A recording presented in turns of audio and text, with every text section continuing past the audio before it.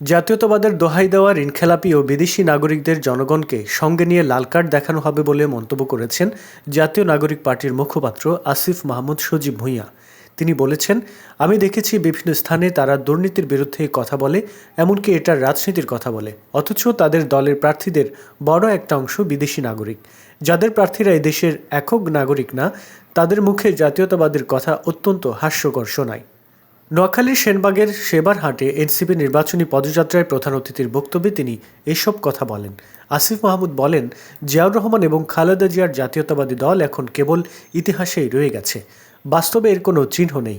তারা অতীতে জনগণের টাকা লুট করা এবং ব্যাংক খেলাপিদের মনোনয়ন দিয়েছে। সেই ঋণ খেলাপিরা আবারও ক্ষমতায় এসে জনগণের টাকা লুণ্ঠন করার অপেক্ষায় আছে। আমরা কি তাদের সেই সুযোগ দেব?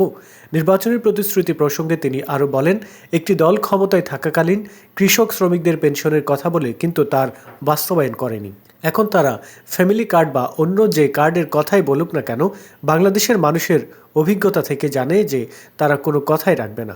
আসিফ মাহমুদ বলেন, একদিকে তারা সংস্কারের কথা বলে, অন্যদিকে মাঠ পর্যায়ে না ভোটের পক্ষে ক্যাম্পেইন করে।